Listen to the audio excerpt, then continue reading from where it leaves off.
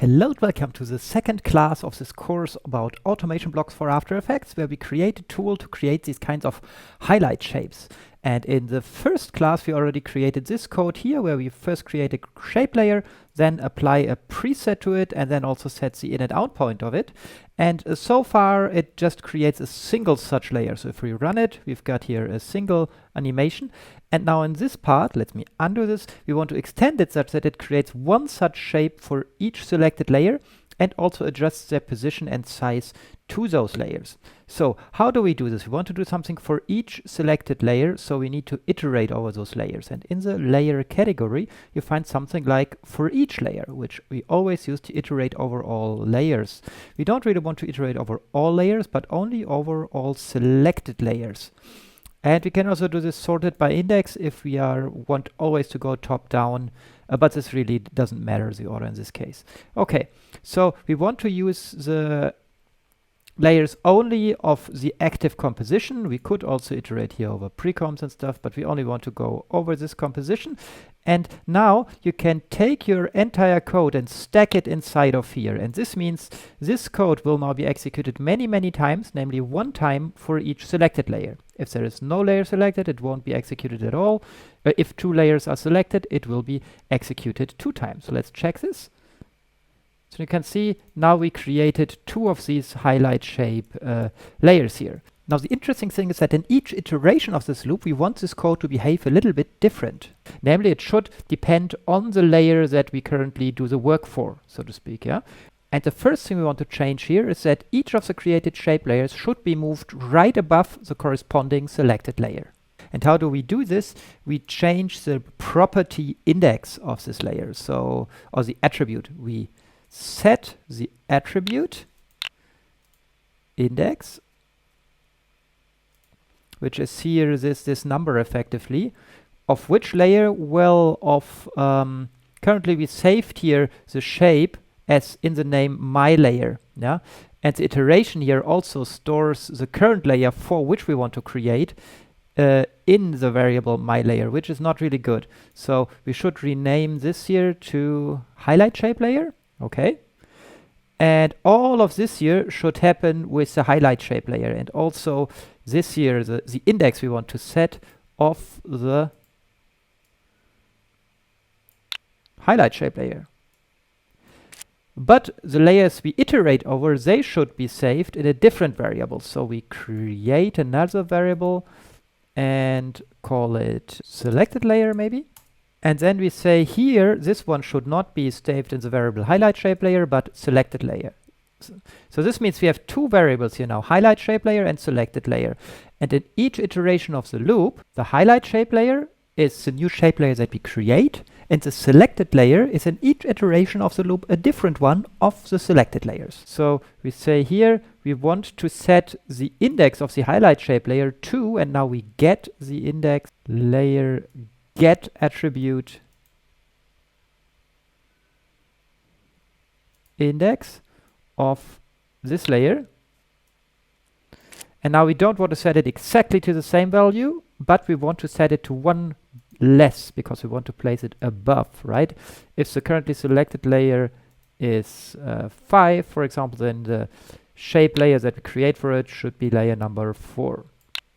So here we have now the attribute index of the highlight shape set to 1 less than the layer that we currently loop over.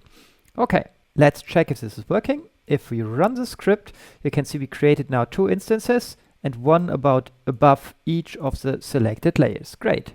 So next we want to set the position property of the highlight layer. So we go to layer properties and we want to set the value of a particular property, namely of the position property. Now you need to enter here the path, so to speak, of the position property of a layer, but instead of entering it manually, there is a little trick. That is, you can just select here the position of any layer and click this refresh icon. And now it pastes in the position or the path to this property for this particular layer. Now we don't want to always set the property position of exactly this one layer, but we want to set the position of our highlight shape layer here, right? So therefore, let me make some space here.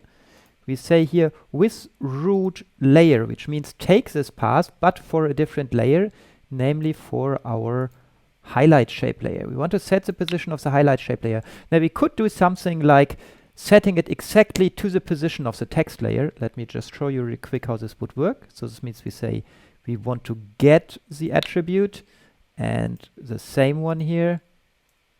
We want to get this attribute of not the highlight shape layer, but of the selected layer. Yeah, but it's not exactly what we want, and I'll show you why. Let me just select those two layers and run the tool. Now you can see we have two highlight shapes.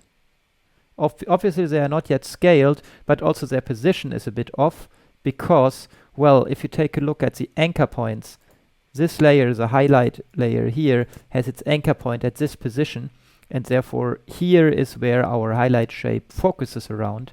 And the same is here for the instant. It has here its anchor point, and therefore around these 2 points our highlight shapes are centered. And this is not what we want. No matter where the anchor point is, we want the position of our highlight shape to be in the middle of the respective layer. So this means we need to measure the bounding box, so to speak, of this layer and put it in the center instead of just taking the position of this layer. Okay, so actually, by the way, I think, yeah, I've got here still some garbage behind, which sometimes happens if you drag something new on top of an existing property, then the existing one is kicked out. So we have to clean up from time to time. Great. Now, again, we want to measure now the size and the position of this bounding box here, so to speak. And for this, in the layer category, we've got here way at the bottom the get source rect of layer. Yeah. And we want to get the source rect of the selected layer. So I duplicate this one and plug it in here. So the source rect of a layer is a list with 4 values, and we need to access all of them. So we first want to store it in a variable. So we go to variables, create a variable, and name this one bounding box. Okay. And now we set this bounding box to this source rect of the selected layer. If I leave this here blank, it will use the current time, and I'm interested in knowing it in comp space. This means even if like the layer is parented and scaled down and so on, I get this box here in composition space, and I want to ignore masks, or I don't. It really depends on what you want. Yeah, if this is masked, should the bounding box be cropped by this or not? Maybe we should even consider those masks better. Okay, and now we need to compute from this bounding box the position, the center position, so to speak. Yeah. If you think about a bounding box around this layer here, for example, and you want to get to the center, then this is the left upper corner plus half of the width and half of the height. This is exactly the center. Yeah. So this means we need to do something like, first of all, we need to create a list as value because it's an X and a Y position. So this here, the value, the position property is an X and a Y position. And the X position is something like upper left corner plus half of the width. So if I put here a 2 and here divided by, and now I need to insert here upper left or left plus width divided by half, and the same then here for the Y. But there we don't use left and width, but we use top and height. Okay, so now to get these numbers, they are all in this list bounding box, and this will be a little bit cryptic now. Maybe it's getting less cryptic if we create variables for those two. So let's say we want the B box top, and then I create a variable B box left, and then I create a variable B box width, and I create a variable B box height. Okay, and those I save all of them here after I created the bounding box itself, and all of them are entries of this list. Yeah, so this guy brings us a list with 4 entries, namely exactly those four top, left, width, and height. And to get those, we take the list function in list get by number. We duplicate this here many times and insert some numbers. So this is number 1. And here is number 2. And we want to get in the list bounding box. Bounding box. And now we can duplicate this a third time and a fourth time. So all we do here is, here we get our bounding box and it's a list. And now we create 4 extra variables, top, left, width, height, because these are the 4 entries of this box. And we store in there the first value of this list, second one, the third, and the fourth. So this is just extracting of the values that this guy here returns, so to speak, this block. Yeah, and now we can use those here and say, well, the x position of our highlight shape should be the left plus half of the width. So we use here left plus width divided by 2. And now we can duplicate this here and say in y it's exactly the same, except that we don't want to have here the left, but we want to start at the top and add half of the box height. Yeah, like this. Okay, let me save this and test it real quick. Let me select all these 3 layers here and run the tool. And now you can see that we've got 3 highlights and they are a bit off. And oh yes, they are a bit off because I mixed up here the top and left. I think this list here starts with the left and then the top. It's always first X and then Y. I just mixed up here the values. Let me undo real quick and try again. And now this looks much better. You can see now the scale is not yet right, but each shape is properly centered at the center of the respective text layer they belong to. Okay, cool. So now let's get also the scale right. So we want to know the width of the layer and then scale the shape according to it such that it fits in size. Yeah. And for this, let's create first yet another variable and call this scale. And now the question is, what do we set scale to? Well, the scale should somehow depend on the width of the layer, right? And let's quickly check how our designs look like. We have created these layers, our designs here, based on this boom layer, so to speak. And this layer, I know that it has a width of 500 pixels. So this means for a layer of size 500, the scale should be 100%. Yeah, and if it's twice as big, the scale should be 200% or so. This means we could say something like the scale should be the layer's width, so this is the bounding box width, divided by 5 in this case, because if the bounding box is 500, if it's a layer of 500, 500 divided by 5 is 100, we get the 100% scale we want. And if it's 1000, 1000 divided by 5 is 200, you would get a scale of 200. Yeah, but this really depends on how big your original designs are. And if you want your shapes to be bigger or smaller, you can change this number here. Now, the only little tweak I want is I don't just want to look at the width, but I also want to look at the height. Yeah, if the layer is higher than it is wide, then rather the height should influence the scale and not the width. Yeah, I always want to look at the bigger value, either the width or the height. The one that is bigger should determine my scale factor. So therefore, instead of bounding box width here, I create a list with 2 values, bounding box width and bounding box height. Now I want to get the maximum, of this list. So I go to mass operation and go here to this sum of list, where I can also choose maximum of list.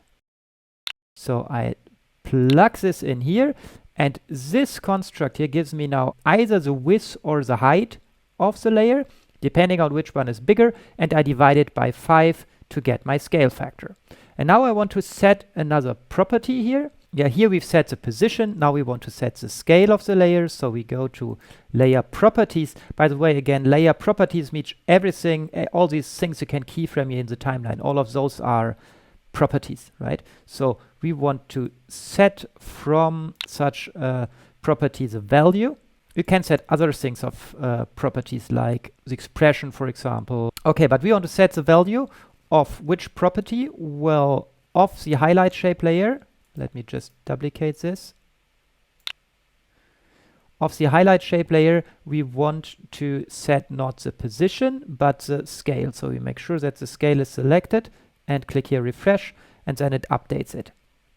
Yeah, and we want to set it to the scale, but remember that scale is a two-dimensional property. We want to scale it in X and Y by the same amount. So we need to provide here a list as value. We go to lists. We want to have a two-dimensional value, and both of them should be set to the scale factor that we've just computed. Yeah. So here we calculate the scale as a single number, and here we use this both for the X and for the Y value. So let's do a real quick test if this is working. We select these three layers and run our tool, and you can see that each of them has now their own highlight shape. And again, this scale factor, this 5, depends on your design, how big you designed it. Also, if you feel later like, oh, the shapes should actually be bigger, so we just set this here to 3, and if we run it now, you can see that the shapes are now a bit bigger, or you want them smaller. Let's set it to 10, run again, and now you can see the highlight shapes are much smaller. But I really feel like 5 works best for these designs here. So that's almost it. There are two more things I want to mention. The first thing is, if you now want to update this tool to another design, what would you need to do? Well, this would be really super easy. All you need to adjust is the scale factor here, and you need to replace the actual preset file here by your new design. And that's more or less everything you need to adjust this tool to your to any other design that you want to use here. The last thing I want to do to make this a bit more user-friendly is to add a check when no layer is selected. Currently, when no layer is selected, well, nothing happens because this entire block, this green block here, is executed for each selected layer, and if there is no selected layer, nothing happens. It would be nice to give the user a little hint to say, hey, if you didn't select anything, please select something to make it something happen, because otherwise the user runs this tool and feels nothing is happening. Why? Well, the tool has probably a bug or whatever. So we can do here a quick check at the very beginning and say if there is nothing selected, and to mean if there is nothing selected, we can retrieve the selected layer. Here, list of selected layers of the active comp, and if this one is empty, so we go to the list and say is empty. If this list is empty, yeah, this means if there is no layer currently selected, we could alert some message. So we go to user interface and use this alert. And we want to have a multi-line text maybe. So we go here to this guy, which is a multi-line text, and we say, please select at least one layer, return, for which you want to create a highlight. Okay. And now if no layer is selected and we run the tool, we get this message. If I have something selected, maybe let's quickly remove the old highlight shapes again. If I have something selected, there is no message, and instead just the highlight shape is added. Okay, that's it for this class. I hope you enjoyed this course and you understood now how you can easily apply presets and work with shape layers in automation blocks for After Effects. If you create variants of these tools with your own designs, please send them. I would like to see what you created here. Also, if you created any other kinds of tools, just let me know, share them, and I will make sure to bring those in our community library, because I know you create amazing stuff and I want you to be part of our amazing community. Again, I'm Matthias for mamoworld.com, and I'm looking forward to see you in the next tutorial.